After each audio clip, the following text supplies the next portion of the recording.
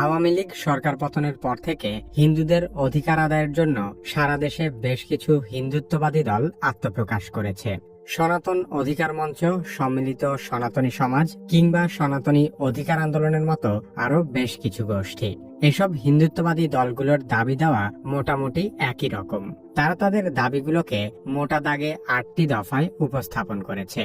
হিন্দুদের 8 দফা দাবিতে কি আছে সে সম্পর্কে আলোচনা করা হবে কি কেন কিভাবে এই পর্বে। কি কেন কিভাবে চ্যানেলে আপনি নতুন হলে অনুরোধ করব সাবস্ক্রাইব করে বেল আইকনটিতে ক্লিক করুন। বাংলাদেশের সামাজিক বা রাজনৈতিক প্রেক্ষাপটে কে হিন্দু কে মুসলিম সে হিসেবে কাউকে বিচার করা হয় না। অসাধু দুর্নীতিবাজদের কোনো ধর্ম নেই। সেই বিচারেই আওয়ামী লীগ সরকার পতনের পর দেশের বিক্ষুব্ধ জনতা আওয়ামী লীগের দুঃশাসনের সাথে জড়িত ব্যক্তিদের বাড়িঘরে হামলা করে ক্ষোভের প্রকাশ ঘটিয়েছে। 5 আগস্ট হাসিনা সরকার পতনের পর হিন্দু সম্প্রদায়ের উপর হামলা হয়েছে বলে উদ্দেশ্যমূলকভাবে যে খবর প্রচার করা হয়েছে তা সম্পূর্ণ ভিত্তিহীন। আন্তর্জাতিক গণমাধ্যম আল জাজিরার একটি অনুসন্ধানী প্রতিবেদনে বলা হয়েছে, আওয়ামী লীগ সরকারের পতনের পর 119 জন ব্যক্তির উপর হামলা হয়েছে। এর মধ্যে মাত্র 2 জন ছিল হিন্দু, যাদের একজন পুলিশ এবং আরেকজন আওয়ামী লীগ নেতা। এই বিষয়টিকেই হিন্দুদের উপর সাম্প্রদায়িক হামলা বলে চালিয়ে দেওয়ার চেষ্টা করা হচ্ছে। বাংলাদেশের সংখ্যালঘুদের উপর নির্যাতনের বিষয়টি বাংলাদেশি গণমাধ্যমে যতটা না উঠে এসেছে তার চেয়েও অনেক বেশি প্রচারিত হয়েছে ভারতীয় গণমাধ্যমে, যার অধিকাংশ ছবি এবং ভিডিও অতীতের সাম্প্রদায়িক হামলার হলেও সেগুলোকে 5 আগস্টের বলে চালিয়ে দেওয়ার চেষ্টা করা হয়। খোদ হিন্দু মহাজোটের মহাসচিব গোবিন্দ প্রামাণিক সনাতন ধর্মাবলম্বীদের উপর হামলার বিষয়টি নিয়ে দ্বিমত পোষণ করেছেন। সাধারণভাবে হিন্দুদের উপরে বড় কোনো মন্দিরে কোনো হামলার ঘটনা ঘটে নাই। কিছু আওয়ামী লীগের হিন্দু নেতা আছে যারা বিভিন্ন সময় লম্পঝম্প করেছিল, তাদের বাড়িতে, শুধু হিন্দু বাড়ি না, মুসলিম আওয়ামী লীগ নেতাদের বাড়িতে হামলা হয়েছে, লুটপাট হয়েছে এবং সামান্য কিছু সুযোগ সন্ধানে এলাকা ভিত্তিক তারা কিছু সামান্য মন্দিরে হামলা করেছে, সেটা ব্যাপক বিষয় না।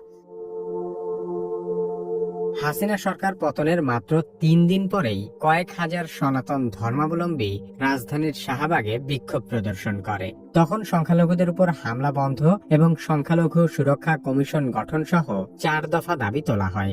এরপর প্রায় নিয়মিত সমগ্র দেশ জুড়ে বিভিন্ন স্থানে বিভিন্ন সংগঠনের ব্যানারে বাংলাদেশের হিন্দু সম্প্রদায়ের একাংশ অনেক বেশি সক্রিয় হয়ে ওঠে।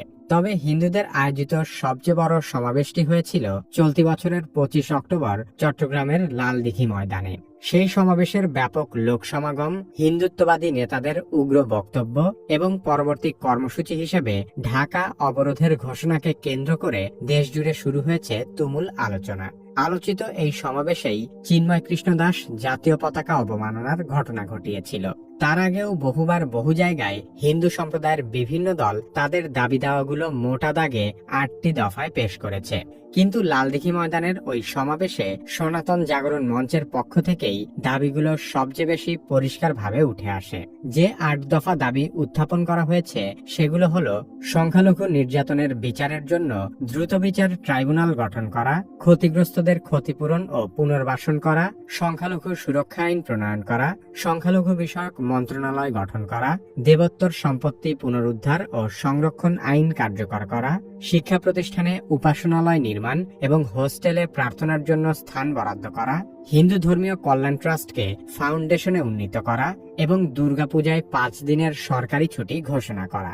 8 দফা দাবির সবগুলোই কম বেশি যৌক্তিক, কিন্তু এর মধ্যে শুধু দুর্গাপূজায় 5 দিনের সরকারি ছুটি ঘোষণা করা ছাড়া বাকি কোনো দাবি রাতারাতি বাস্তবায়নযোগ্য নয়।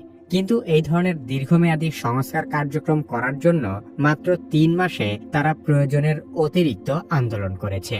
ট্রাইব্যুনাল গঠন করা, ক্ষতিগ্রস্তদের পুনর্বাসন করা, আইন প্রণয়ন করা বা মন্ত্রণালয় গঠন করার জন্য যৌক্তিক সময় দিতে হবে।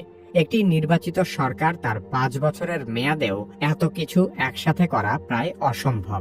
সেখানে বিপ্লব পরবর্তী বিশৃঙ্খল একটি দেশে বর্তমান অন্তর্বর্তীকালীন সরকারের মতো রাজনৈতিকভাবে অনভিজ্ঞ একটি উপদেষ্টা পরিষদ ক্ষমতা গ্রহণের 3 মাসের মাথায় কিভাবে এত কিছু করে ফেলবে? বাংলাদেশের 90% মুসলিমের দেশে 2 ঈদে সরকারি ছুটি থাকে মাত্র 3 দিন। সেখানে মাত্র 8% হিন্দুদের জন্য দুর্গাপূজায় 5 দিন ছুটি নির্ধারণ করা কতটা যৌক্তিক? অথচ ভারতে 15% মুসলমানের জন্য কেন্দ্রীয় সরকারের পক্ষ থেকে ঈদে সরকারিভাবে কোনো ছুটিই নেই। তাছাড়া বাংলাদেশের অধিকাংশ শিক্ষা প্রতিষ্ঠানে মুসলিমদের জন্যই কোনো নামাজের ব্যবস্থা নেই, এমনকি নামাজের সময় কোনো ধরনের বিরতিও দেওয়া হয় না। সেখানে সকল শিক্ষা প্রতিষ্ঠানে হিন্দুদের উপাসনালয় নির্মাণ এবং হোস্টেলে প্রার্থনার জন্য জায়গা বরাদ্দ করা কতটুকু যৌক্তিক? তার চেয়েও বড় বাস্তবতা হলো বাংলাদেশের প্রধান সারির পাবলিক বিশ্ববিদ্যালয়গুলোতে কোরআনের মাহফিল করার অনুমতি দেওয়া হয় না, অথচ বিশ্ববিদ্যালয়ের অর্থায়নে জাঁকজমকভাবে প্রতি বছর সরস্বতী পূজার আয়োজন করা হয়। তাহলে শিক্ষা প্রতিষ্ঠানের ধর্মীয় বিচারে প্রকৃত সংখ্যালঘু কারা? নিজেদের অধিকার আদায়ের জন্য আন্দোলন করা দোষের কিছু না, কিন্তু বিগত 15 বছরে বাংলাদেশে এর চেয়েও অনেক বেশি এবং বৃহৎ পরিসরে সংখ্যালঘুদের উপর হামলার ঘটনা ঘটেছে। বাংলাদেশের সাম্প্রদায়িক হামলার সবচেয়ে বড় 3টি ঘটনা হলো 2012 সালে কক্সবাজারে রামুর বৌদ্ধ মন্দিরে হামলা ও অগ্নিসংযোগ, 2016 সালে ব্রাহ্মণবাড়িয়ায় নাসিরনগরে হিন্দু মন্দির ও বাড়িঘরে আক্রমণ এবং 2021 সালে কুমিল্লায় দুর্গাপূজার মণ্ডপে কোরআন অবমাননার অভিযোগে মন্দিরে হামলার ঘটনা। বাংলাদেশের সাম্প্রতিক ইতিহাসে সংখ্যালঘু সম্প্রদায়ের উপর সবচেয়ে বড় 3টি হামলার ঘটনাই ঘটেছে আওয়ামী লীগের আমলে। শুধু তাই নয়, 2013 থেকে 2022 সালে আওয়ামী লীগ ক্ষমতায় থাকার সময় সংখ্যালঘু সম্প্রদায়ের উপর 3,500-এরও বেশি ছোটখাটো হামলার ঘটনা ঘটেছে।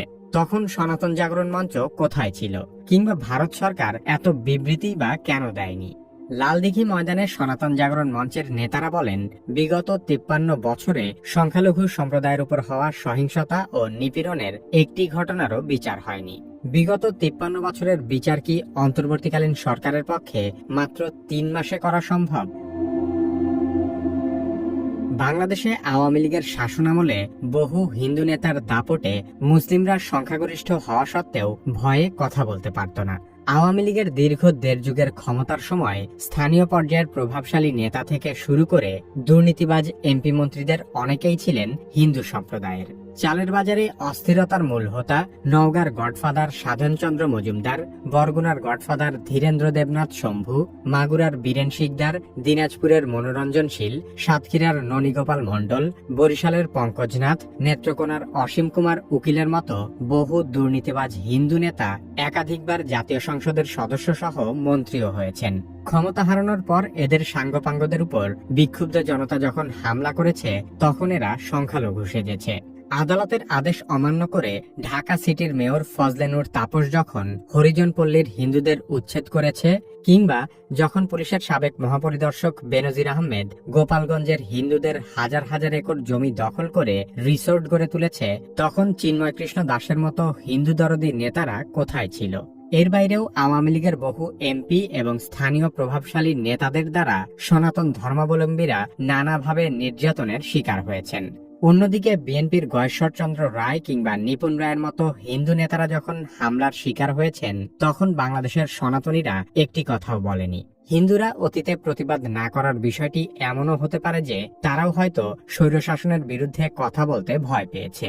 কিন্তু আওয়ামী লীগ সরকার তো ভারতের অত্যন্ত ঘনিষ্ঠ ছিল, তাহলে তখন ভারত কেন সামান্য বিবৃতি দিয়ে হলেও হিন্দুদের সুরক্ষার বিষয়ে পদক্ষেপ নেয়নি?